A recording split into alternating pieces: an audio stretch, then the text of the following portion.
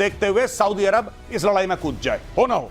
Saudi अरब भी इस लड़ाई में सामने आ सकता है। मौसम देखते हुए हूती विद्रोही बड़ा रोल प्ले कर सकते हैं, ये भी आप सुन लीजिए आज। और ये क्लिप कुछ दिनों में आपको दिखाऊंगा मैं, क्योंकि मेरा ये अनुभव कह रहा है कि बीते दिनों में जो यहां कहा जाता है वो होता हुआ दिखाई देता है। 20 इजरायली फाइटर जेट्स ने ईरान पर हमला किया, सेंट्रल ईरान के कई शहरों पर अटैक, तेहरान के साथ इस्फहान पर भी हमला, ईरान के 8 बैलिस्टिक मिसाइल लॉन्चर्स भी तबाह, 6 मिसाइल इजराइल पर हमला करने को तैयार थे। अब सब सवाल ये है सर, ये जो आपने बताया था 2/3 के आसपास तो लॉन्चर्स इनके पहले ही नष्ट कर दिए गए हैं, लॉन्चर्स अभी भी तबाह हो रहे हैं। मान लीजिए के पास 20-30 हजार का किसी के पास जखीरा है भी मिसाइलों का, लॉन्चर्स अगर समाप्त हो जाए तो वो मिसाइल किस काम के? आज से तो फेंकेंगे नहीं आप। हाँ। मामला गया। इसीलिए आप देखेंगे शुरू से वो ये कर रहे हैं कि लॉन्चर मार, जिस लॉन्चर से मारते हैं, जैसे खैबर शिकान जिस लॉन्चर से गई, इसमें वो भी शामिल है, उस लॉन्चर को भी खत्म कर दिया, क्योंकि लोकेशन मिलती है और सैटेलाइट इमेजरी उनको कंटिन्यूअसली आ रही है। जिस लॉन्चर से आप मारते हैं उस लॉन्चर के कोऑर्डिनेट्स आ जाते हैं, वो साइलोज हैं, साइलोज को आप मूव कर नहीं सकते, जो इमूवेबल साइलोज हैं उनको वो खत्म करते जा रहे हैं। मतलब इसमें कुछ वो शूट स्कूट वाला हिसाब नहीं होता? नहीं, साइलोज में साइलोज में मतलब वहीं रहना पड़ेगा आपको।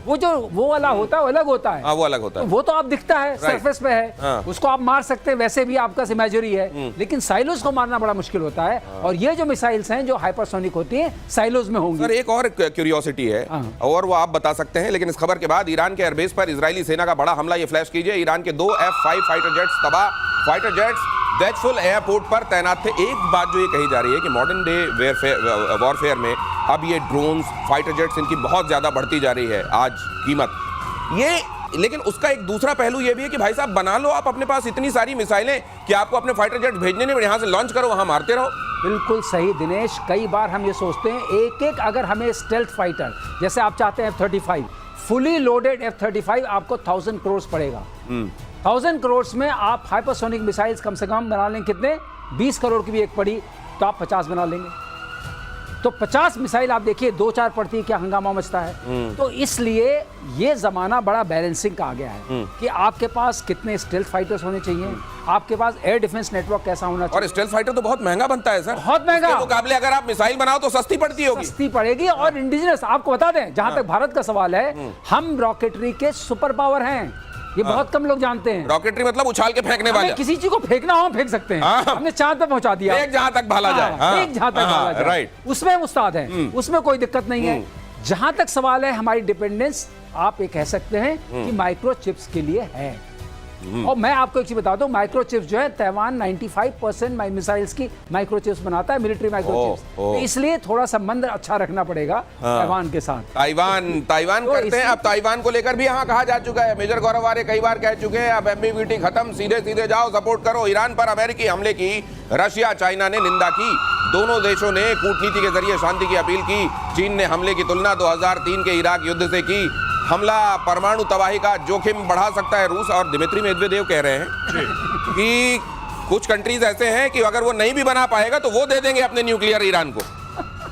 कुछ नहीं देने वाला, कोई कुछ नहीं देगा। रशिया का बैंड बजा हुआ है बहुत बुरी तरीके से, यूक्रेन के साथ फंसा है। रशिया को 3 साल पहले ऐसा लग रहा था, और सही बात है, उस समय हम सबको यही लग रहा था कि रूस आएगा, अंदर वॉक करेगा, 4 थप्पड़ मारेगा और यूक्रेन को टेक ओवर कर लेगा। ऐसा हो नहीं पाया। पहली चीज, हमें यह भी लग रहा था कि ट्रंप जिस दिन अपना हाथ पीछे खींचेगा, यूक्रेन विल कोलैप्स। अभी तक यूक्रेन कोलैप्स नहीं हुआ है, तो रूस किसी मूड में नहीं। हाँ, जैसे मैंने बोला ना कि ईरान के लिए बहुत सपोर्ट है दुनिया में, बहुत सपोर्ट है, लेकिन सारा का सारा फेसबुक पे है। फेसबुक पे तो सब ऐसे लोग हैं कि अभी AK-47 लेके पहुंच जाएंगे तेहरान और बोलेंगे चल भाई हम तेरे साथ लड़ेंगे, लेकिन ऐसा नहीं है। चीन यही काम कर रहा है, ईरान के लिए कह रहा है अच्छी अच्छी बातें, और कह रहा है कि तेल में डिस्काउंट दे दो। रूस ने भी बोला था कुछ समय पहले, 2-3 दिन पहले रूस ने भी बोला था। व्हाइट हाउस ने क्या बोला उसको कि पहले भैया तू यूक्रेन देख ले यार, तो ये ईरान इजराइल छोड़, पहले अपने घर का मामला ठीक कर, फिर बाद में और चक्करों में पड़ी। तो ये दोस्ती तो वो वाली लग रही है, वो जो कहा जाता है कि शराबी यार किसके, खाए पिए खिसके। तो ये मतलब ये कि केवल वो कोई सॉलिडेरिटी। फर्क सबसे बड़ा क्या है? फर्क सबसे बड़ा ये है कि अगर कोई मुल्क ये कहता है कि हम इजराइल के साथ खड़े हैं, तो इजराइल को पैसे भी दे रहा है, हथियार भी दे रहा है, उसके लिए लड़ भी रहा है, जैसे अमेरिका। ईरान के लिए कौन कर रहा है? क्या रूस ये ऐलान कर रहा है कि हम अपने इतने डिवीजन टैंक के भेज रहे हैं, हम इतने रॉकेट्स भेज रहे हैं? क्या चाइना ऐलान कर रहा है कि वहां पे PLA आएगा और PLA ठोक देगा? कोई कुछ नहीं कर रहा, सब फेसबुक पे मामला चल रहा है इनका। हाँ, डिप्लोमेटिक प्रेशर डालेंगे, लेकिन ट्रंप तो यही है ना। ट्रंप ने क्या बोला था? बड़ा मशहूर बयान ट्रंप का है। ट्रंप ये कहता है मैं ईरान पे अटैक करूंगा या ना करूंगा किसी को नहीं पता। कह रहा मुझे भी नहीं पता, किसी को नहीं पता, कुछ भी हो सकता है। नहीं, और लोग तो उसका भी बात कर रहे हैं कि 2011 में उन्होंने ओबामा को लेकर यह कहा था कि ओबामा ईरान पर अटैक करेंगे क्योंकि उनको री इलेक्ट होना है, इसलिए कर देंगे। वो उस समय उन्होंने कहा था, और आज ईरान की जो ढपली बजाई जा रही है उसमें इनका कितना बड़ा रोल। एक चीज और समझिए, पुतिन जो है इसमें अपनी रोटी सेक रहे हैं। पुतिन को समझ में आया कि अब मैं मॉरली हाई ग्राउंड पे आ गया। नहीं, पुतिन से सवाल पूछा गया, साहब ये बताइए ईरान को लेके आप क्या करेंगे, आपको करना चाहिए। तो उन्होंने कहा देखिए आपको मालूम नहीं है इजराइल में कितने सारे लोग जो रशियन स्पीकिंग लोग हैं वहां रहते हैं, और इतनी करोड़ों करोड़ की आबादी, हमको उस पर भी ध्यान देना है, ये पुतिन ने कहा है। और पुतिन ने अभी क्या किया, अब वो 4 ओब्लास्ट लेने के चक्कर में है। तो मतलब जब तक दुनिया का ध्यान इधर है ना, जब तक इधर शोले शोले किया जा रहा है, बसंती इधर पता नहीं क्या हो जाने वाला। अगला देखिए, ईरान पर हमले से बौखलाया मुस्लिम वर्ल्ड। ईरान पर अमेरिकी हमलों की खोलकर निंदा। सऊदी अरब, ओमान, इराक ने जताया एतराज। कतर और पाकिस्तान ने भी जताई आपत्ति। OIC, यस, OIC, ये वो वाला OIC है। अब देखिए बाकी जितने भी देश हैं जिनका भी नाम लिया जा रहा है इंक्लूडिंग पाकिस्तान, ये सारे के सारे वो मुस्लिम देश हैं जहां पे ऑलरेडी यूएस के बेसिस हैं। तो भाई ये सब जमा खर्ची है, ये सब मुंह से बोल रहे हैं कि अच्छा ये तो बहुत बुरा हुआ, ये तो बहुत बुरा हुआ। अरे भाई बहुत बुरा हुआ तो तुम लोगों ने क्यों जगह दे रखी है बेसिस के लिए? तुमने अमेरिकन को क्यों वहां पे रख रखा है?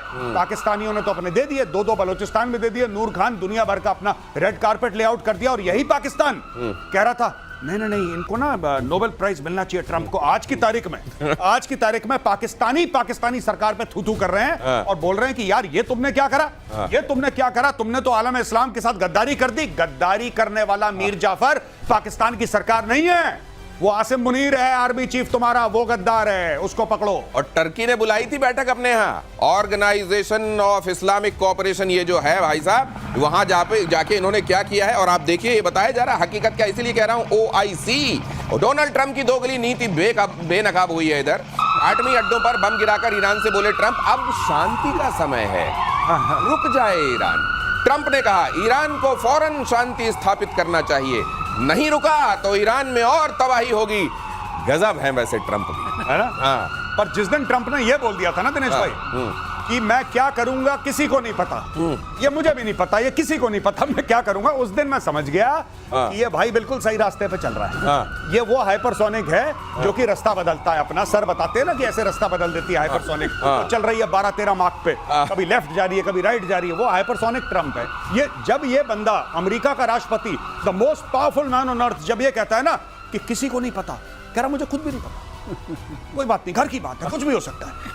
और अब दुनिया में शांति होनी चाहिए, अब दुनिया में शांति होनी चाहिए। क्यों मैंने सब टोक दिया, अब शांति होनी चाहिए, अब शांति होनी चाहिए। और इस बीच ये खबर भी देखिए कि अमेरिकी हमले के बाद फंस गया है पाकिस्तान। ईरान पर अमेरिकी हमले की पाकिस्तान ने निंदा की है, हमले को अंतर्राष्ट्रीय कानून का उल्लंघन बताया है। कुछ दिन पहले ट्रंप से भी की थी मुलाकात पाकिस्तान भी, लेकिन ये जो गौरव बोलते हैं ये फेसबुक की सबको कहना है। देखिए यहाँ पर क्या है, इन सारे कंट्रीज में जिसकी हम बात करते हैं, जो रूलर्स हैं वो अलग हैं, अवाम अलग है। अवाम उम्मा वाली है, और वो कहते हैं मुस्लिम ब्रदरहुड का क्या होगा, तो उनके लिए कुछ न कुछ बोलना पड़ता है, और बाद में फोन करके माफी मांग लेते होंगे, सर हमें बोलना पड़ रहा है, इसका कोई मतलब मत नहीं। लेकिन बहुत सारे लोगों ने यह भी कहा मेजर गौरव आर्य कि जब मुनीर को बुलाया ना, तो अमेरिका जो डेमोक्रेसी करता है ना, उसने डेमोक्रेसी को भी एक तरीके से गाली दी। जी बिल्कुल। शहबाज शरीफ को भी एक तरीके से गाली दे दी और कह दी बेटा तू नहीं है, ये है, इसलिए इसको बुलाया। और आज की तारीख में मैं आपको बताऊं कि एक भेड़ जैसा होता है जो पाकिस्तान का राष्ट्रीय जानवर है, भेड़, उसको कहते हैं मरखोर, वो पाकिस्तान का राष्ट्रीय जानवर है। पाकिस्तानियों बदल लो,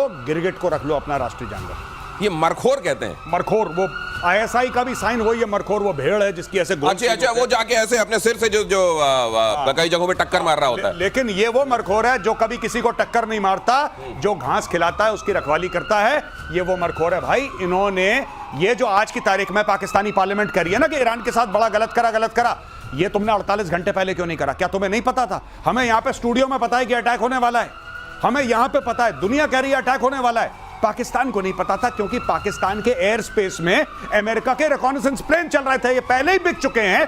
अब ये जो कह रहे हैं कि हम निंदा करते हैं, हम इसको गलत मानते हैं, अटैक गलत है, ये अपनी आवाम, क्योंकि आज की तारीख में पाकिस्तानी जो आवाम है जो मुस्लिम्स हैं पाकिस्तान में 97% वो सड़क पे आने की बात कर रहे हैं। वो कह रहे हैं कि तुमने मुस्लिम उम्मा के एक मुल्क की, एक अहम मुल्क की पीठ पर तुमने खंजर उतारा है, तुम धोखेबाज हो। तो उनको मॉडिफाई करने के लिए, लेकिन नहीं, ऐसे हम तो निंदा करते हैं, हमारा कोई लेना देना नहीं है। यही लोग कह रहे थे ट्रंप को नोबेल प्राइज दे दो।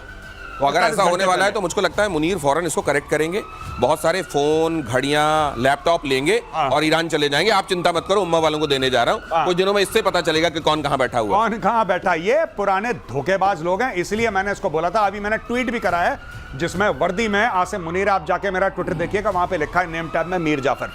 ये मीर जाफर है, गद्दार है, या धोखेबाज आदमी है। मुझको लगता है कि अगर इसी तरीके से होता रहा, पाकिस्तान में बहुत सारे लोग पुकारने लगे हैं मुनीर को इस नाम से, मीर जाफर नाम से। कहीं ऐसा ना हो कि वही मुख्य नाम हो जाए। अगली खबर देखिए, ईरान के साथ पाकिस्तान की धोखेबाजी का खुलासा। ईरान के सैन्य कमांडर की जासूसी का आरोप। रिपोर्ट में दावा है कि मोहम्मद हुसैन बागेरी की लोकेशन लीक हुई थी। इजराइल ने मोहम्मद हुसैन बागेरी को मारा था। ये उधर से भी खा गए पाकिस्तान जो है ये अब अगला, क्योंकि अब ये एक्सपोज हो गए हैं कि इन्होंने घड़ी बांटी, ये किया। अब कैसे देंगे लोकेशन, ये क्या करेंगे अब अगली बार? नहीं, ये कुछ नहीं, ये जितना देखिए, ये कुछ ना कुछ तरीका, पाकिस्तान कोई ना कोई तरीका निकाल लेता है पैसे कमाने का। ठीक है, पाकिस्तान ने अमेरिका से पैसे पकड़ लिए हैं, कहानी खत्म हो गई है। पाकिस्तान, देखिए, आप तो कह रहे हैं घड़ी दे दी, अब तो मीडिया भी कह रहा है घड़ी दे दी, मीडिया भी कह रहा है घड़ी दे दी, कुछ ना कुछ दे दिया। कुछ नहीं पता पाकिस्तान की ISI ने अंदर जाके कि 80 भी मुसलमान थे, तुसी भी मुसलमान, ये कह के ईरान को और कौन कौन से धोखे दिए होंगे, ये बाद में पता लगेगा। ये तो घड़ी तो बहुत पहले दी थी इसने, घड़ी तो कुछ हफ्ते पहले दी थी जब भी ये गया था वहां पे। राइट। तो अब क्यों पता लग रहा है हमें? तो आज से 1 महीना बाद आपको यह भी पता लगेगा कि पाकिस्तान ने और कौन कौन से धोखे दिए हैं, कौन कौन से मुस्लिम देशों को, इंक्लूडिंग ईरान। ये सबसे, भाई इन्होंने कोई ऐसा कोई सगा नहीं जिसको इन्होंने ठगा नहीं। अगली खबर देखिए, मिडिल ईस्ट की वॉर में फिर से फंसा अमेरिका। ईरान के पलटवार से बदल सकता है रुख।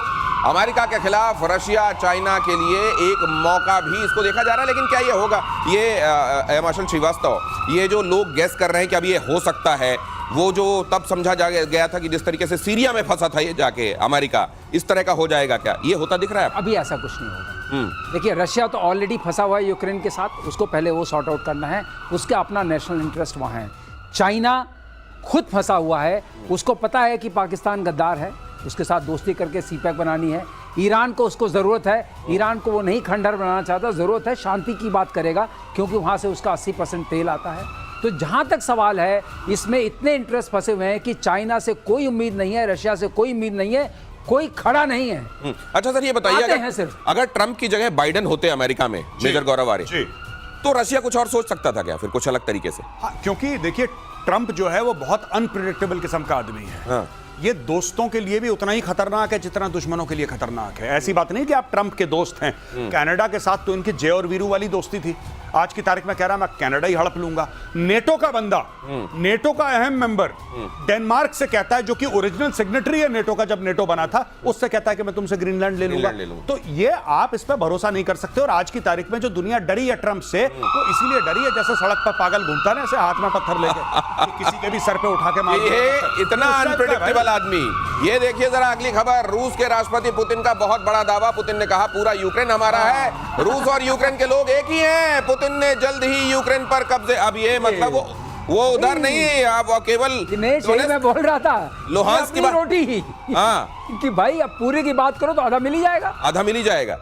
तो ज़ेलेंस्की क्या करेगा? ये क्या करेगा, उसको ब्लैक सी का जो एक्सेस है ना, वो बंद कर देगा। ओडेसा वगैरह यहाँ से लेके पूरा द्नाइपर रिवर जो है, उससे जो कट होता है वो वाला मेरा तेरा, ये तेरा बफर जोन आ गया। ये है पूरी गेम। जो कल तक बात कर रहा था व्हाइट हाउस, क्या बोल रहा था कि तुम इधर ईरान और इजराइल को मत देखो, तुम अपना यूक्रेन देखो। उसने बोला ठीक है, कैरी ऑन। अपना यूक्रेन देखो, ठीक है, पूरा यूक्रेन नहीं देख लेते आप, पूरे यूक्रेन की बात हो रही है, क्या होने वाला है उधर। आपको ये बता दूं कि बहुत ज्यादा एक्शन चल रहा था रशिया यूक्रेन के बीच में, और रशिया जबरदस्त प्रहार कर रहा था यूक्रेन के ऊपर। उस दौरान जब आप मिडिल ईस्ट देख रहे थे, उधर भी क्या चल रहा है आपको बताता रहूंगा। और इधर तो आप जानते हैं अभी ताजा हैमर लगा है। ईरान क्या करता है, प्रतिशोध देखते रहिएगा। बहुत धन्यवाद sir, thank you so much.